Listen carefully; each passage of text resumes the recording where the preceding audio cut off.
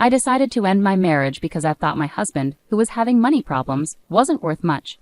But everything changed on a business trip when he suddenly told me he not only wanted a divorce but was also marrying someone else. He accused me of only marrying him for his money and wanted me to give up any claim to our property. Facing my cold husband, who had never really respected me since we got married, caused him to fall apart and hit rock bottom. I'm Karen, 35 years old, raised by my single mom since my dad died when I was in kindergarten. Despite our financial struggles, we were happy as a family of 3. Even as an adult with a good job, I kept my thrifty habits from childhood. I married John, a rich man I met through a friend, attracted by his kindness and the wealthy life he offered. But after we got married, we clashed over money and traditional gender roles. While John wanted a traditional family setup, I was focused on my career and being financially independent. Before we got married, John wanted me to stay at home and take care of the household, assuming I'd be happy with traditional roles. I told him I wanted to keep working until we had kids, pointing out the financial advantages. He eventually agreed, but managing both work and chores at home turned out to be really hard. Even though I worked full-time, most of my day was spent on household duties, leaving little time for us as a couple. Meanwhile, John took on the traditional husband role but didn't help out with any household tasks. While he saw how busy I was, he mostly just relaxed after work and enjoyed dinner. As time went on, juggling work and home life started to strain our relationship, making me wonder if this was what marriage was really supposed to be like. Despite all my efforts, I was afraid to speak up about my unhappiness because I worried John might insist I quit my job. Even though he didn't help with household chores, I hoped that having children would improve our relationship. Sadly, we had grown distant, and I started to doubt if we could even have a family together. Feeling anxious about this, I finally brought it up with John. "Hey, don't you think we should start thinking about having kids?" I asked. "Kids? You seem pretty energetic for someone who's exhausted from work and chores," he replied. "It's not about that. I really want to have children. We haven't been married that long, but I'm already over 30. Women have a limited time to have kids, and it's getting harder for me to get pregnant as I get older. It's almost too late. But we don't really need kids. If we have one, you'll expect me to help out, right? I'm busy with work, and I won't be able to help with raising a child."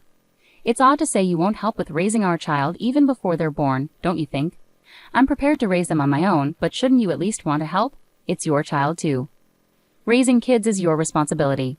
I work to support the family, so I won't be involved in raising them. You'll just complain that I don't help and make me out to be the bad guy. Maybe you've grown up thinking you have to have lots of kids because of being poor, but we're not poor. We don't need kids." End of discussion. With that, John abruptly ended the conversation and went to his room alone. In the living room, tears streamed down my face. Not only was my wish for children rejected, but my upbringing was also ridiculed. After that incident, our relationship quickly deteriorated.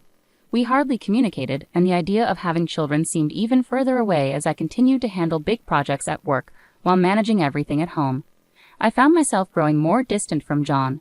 One day, when I told him about an upcoming business trip, he surprisingly wished me well and hinted at a big surprise when I returned.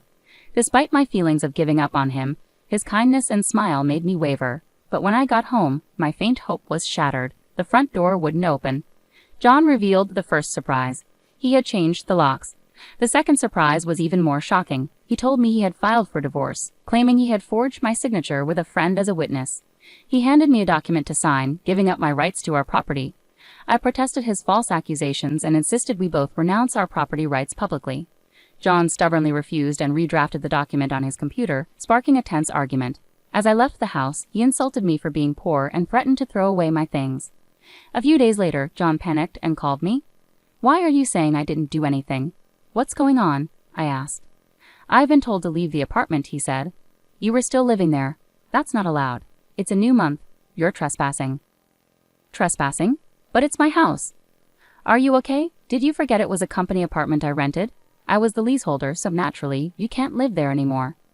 "That's ridiculous. How could you do this? I can't believe you didn't know." "I'm not the one who should be accused of acting alone here. Didn't I tell you that you can't just change the locks on a rented apartment? It's my house. I can change the locks if I want." "Didn't you hear me? It was my lease, not yours. Even if you were the leaseholder, the apartment manager is the owner. You can't change the locks without informing them." "Is that so? Also, I ended the lease while you were changing the locks. I was allowed to stay there until this month. I was planning to come back, but now you've unlawfully altered someone else's property, which could be considered criminal damage." "Wait, why did you end it so early? Criminal damage? Is that why the police are at the front door now?" "I'm too scared to open it," he confessed. Don't worry, it's probably not about trespassing or criminal damage. It's best to talk to them and find out. Why would the police be here? Because I reported you for filing the divorce papers yourself.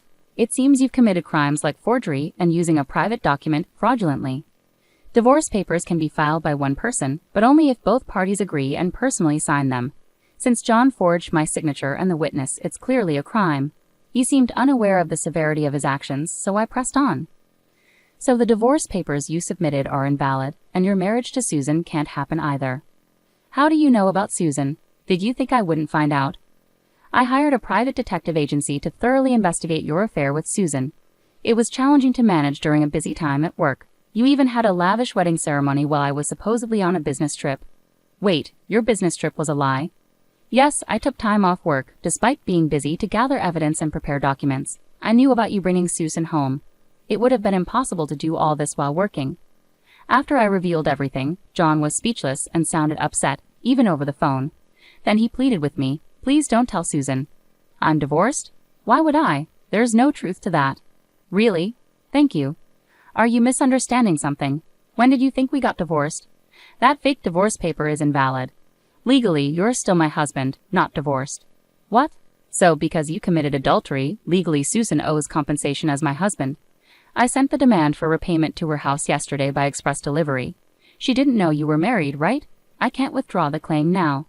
I know Susan believed you were single, but I still sent the demand deliberately. Susan hasn't contacted me yet, so maybe she hasn't received the letter. It should arrive soon. Should you be on the phone with me when you also have to deal with the police? You're busy. I'll ignore the police. I won't be arrested. I'm going to Susan's house now to get the letter back before she or her family can accept it. Then he hung up. He probably went straight to Susan's house to wait for the postman at the front door. I knew it would be pointless because the letter was sent as registered mail to Susan only. Even if he waited for the postman, he wouldn't be able to receive it. A few hours later, John called me, sounding dejected. He recounted an incident with the postman. I'm here to pick up that envelope. Who are you? You don't live here, do you? I practically live here since I'm married. I have the right to get the mail. I understand, but I can't give you this envelope. It's registered mail meant only for Susan. What? Just give it to me. No, I can't do that. If you really want it, you should ask Susan for permission. What's happening here? Oh, John, what's all this commotion? What's going on? Ah, Susan. This is registered mail for you. This man insisted on taking it. Sorry for the disturbance. I'll be on my way now. What's this? A demand for compensation? John, you were married. What's happening? Sorry, it's just, she's an ex-wife from a long time ago. I was embarrassed to say I'm divorced. I'm sorry for keeping it a secret, but isn't this strange? We haven't been dating long, and a demand for compensation. If I was divorced before we started dating, there shouldn't be any issue, right? Well, my ex-wife is upset. Maybe she's demanding compensation out of spite because I got married. That was his excuse, but it was quickly debunked. The envelope included a letter I wrote along with my contact information, so Susan called me directly. During that call, I explained the affair, the invalid divorce, and how they had a wedding ceremony while he was still legally married to me. Despite the ceremony, they hadn't officially registered their marriage yet. John had planned to do it on April Fool's Day, but it was still pending. He likely delayed registering the marriage because he wasn't sure if the divorce was finalized. After being caught at Susan's house, John shamelessly reached out to me again. I still had some things to discuss with him, so we agreed to meet at a nearby cafe. As soon as I arrived, John started pleading, "Karen, please withdraw the compensation claim. Let's act like we've been separated for a long time and are officially divorced. Then I can apologize to Susan for hiding our divorce and maybe smooth things over. Do you think I'm desperate to stay married to you? I was already planning to file for divorce, but because you cheated, you'll pay compensation. Trying to squeeze money out of me, huh? Typical. Depending on my answer, everything could change. There's still an option where we don't get divorced. If I say no, you can't just reject it. That means you can't marry Susan, and your marital status will be exposed. Fine, I'll pay the compensation. Just divorce me now. Sign here." Then what about property division? How much more do you want? The compensation should cover it. Remember, we agreed to waive property division, right? Let's make it official. All right, you're not as bad as I thought. Thank you. We then went to a public notary, drafted a document for compensation and property agreement, and then to City Hall to submit the divorce papers, finalizing our divorce. Relieved, I exchanged final words with John. "I'm glad we don't have to split our property." "What do you mean?" "I'm the one benefiting from that. By the way, do you even have assets left after paying me compensation? Susan will also demand damages. She mentioned billing you for the wedding expenses. That's not possible. I'm marrying Susan. She won't make such claims. We're divorced now, so there shouldn't be any issues. You're still living in a fantasy. You committed marriage fraud. You had a wedding while still legally married. Do you really think Susan will still trust you? Marriage fraud is serious. Susan will believe me. You can count on that. I heard it directly from Susan. And weren't the guests at your wedding paid actors? You still owe them. You know about that. I haven't settled with them yet. Why do you care? You could have just agreed to property division and come out ahead. That's what I wanted to tell you. Even if we had divided the property, you would have ended up better off.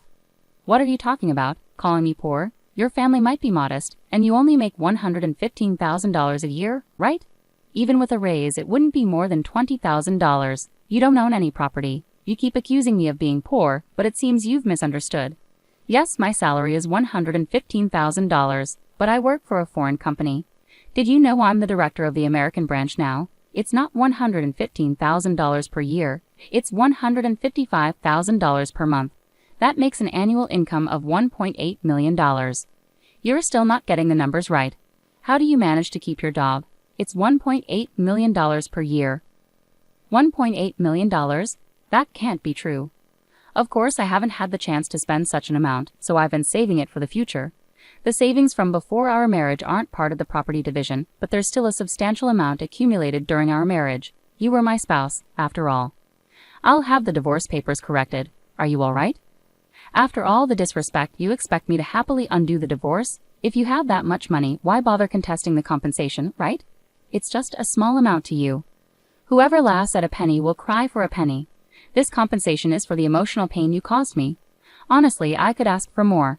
Now that it's settled, make sure you pay it, even in installments. I'll be frugal. Also, don't go back to that apartment. Your things should already be moved to your parents' house. You may have thought I didn't have much, but I had already moved most of my belongings. Were you that indifferent to me? I have so little I have to go back to my parents' place. They don't know everything yet, do they? Let me explain. Don't say anything. I've already told them everything. They deserve to know why we're divorcing. Oh, and your father said, never set foot in our home again.